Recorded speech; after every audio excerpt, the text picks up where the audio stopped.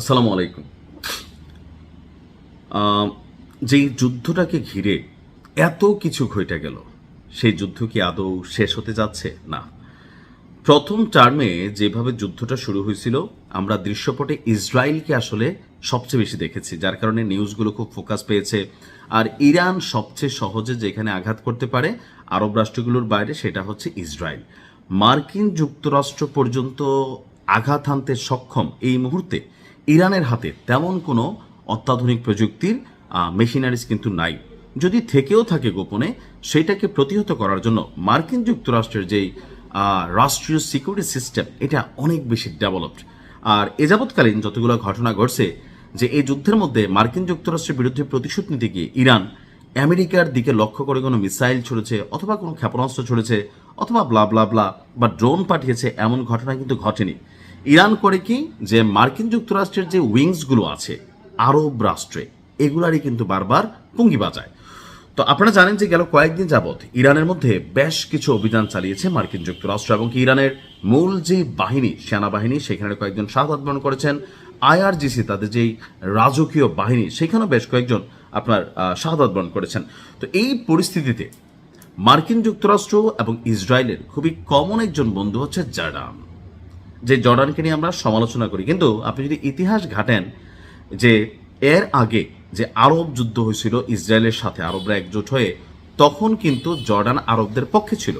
তো ইসরায়েল এবং মার্কিন যুক্তরাষ্ট্র বা পরাশক্তিগুলো মিলা যখন ইসরায়েলকে সাপোর্ট দিল, তখন ইসরায়েল লড়াই করতে করতে একটা পর্যায়ে এসে জর্ডান দখল করে ফেলছিল। তো যখন জর্ডান দখল করে ফেলছে, তখন তারা কিন্তু জর্ডান নিজেদের আয়ত্তে নিতে চায় না। তারা করছে কি, পরবর্তী সময় আন্তর্জাতিক মধ্যস্থতার মাধ্যমে জর্ডানটাকে ছাইড়া দিছে। তবে এখানে বলা হয়েছে যে তোমাদের আকাশ সীমা দিয়া বা তোমাদের ভূমি ব্যবহার করে যদি আমাদের উপর কোনো রকম অভিযান হয়, তাহলে তোমাদেরকে কিন্তু আমরা ছাড় দিব না। এই কারণে জর্ডান মাঝে মাঝে চিপায় আটকে আছে। যাই হোক, এখন শুধু চিপায় আটকানো না, তারা স্বেচ্ছায়ও অনেক ধরনের কর্মকাণ্ড করে। আর এর মধ্যে একটা আছে মার্কিন যেই সামরিক স্থাপনা এবং সরঞ্জামের একটা হাব বা ধরেন কুয়া, এটা তারা জর্ডানের মধ্যে করে রাখছে। তো এখন যখন মার্কিন যুক্তরাষ্ট্র ইরানকে আঘাত হানলো, ইরান তখন পাল্টা হিসাবে এই জর্ডানে এত পরিমাণ ঘটনা কখনো ঘটায় নাই। জর্ডানের ভূখণ্ডে অবস্থিত মার্কিন যে সামরিক স্থাপনা, সরঞ্জামের যে ভান্ডার বা কি বলা হয়, যে ধরেন মজুদগার, যেটা সেগুলোকে লক্ষ্য করে বেশ কিছু অভিযান চালিয়েছে, এবং প্রত্যেকটা সফল হয়েছে বলে দাবি করেছে আইআরজিসি। ইরানের এই কমান্ডিং বাহিনী বলছে যে আপনার অ্যারোস্পেস বা আকাশ প্রতিরক্ষা শাখা, তারা এই অভিযানটি পরিচালনা করেছে অত্যন্ত নিখুঁতভাবে। এই অভিযানের মাধ্যমে মার্কিন যুক্তরাষ্ট্রের আধুনিক ক্ষেপণাস্ত্র প্রতিরক্ষা রাডার সিস্টেম এবং শেল্টারের ভেতর থাকা F-15 মতন গুরুত্বপূর্ণ এবং অত্যন্ত দামি যে যুদ্ধ বিমান আছে, সেগুলোকে তারা সম্পূর্ণভাবে ছাই বানিয়ে দিয়েছে। ইরান বলছে যে এই অঞ্চলে মার্কিন রাডার কাভারেজ বা নজরদারি ব্যবস্থা এই মুহূর্তে সম্পূর্ণ নিষ্ক্রিয়, অর্থাৎ জর্ডানে, এবং খালি তারা করে দিয়েছে। এর মাধ্যমে ভবিষ্যতে জর্ডানে আরো বড় পরিসরে আপনার একত্রে সমন্বিত অভিযান চালানোর যে পথটা, সেটা সহজ হয়ে গেছে।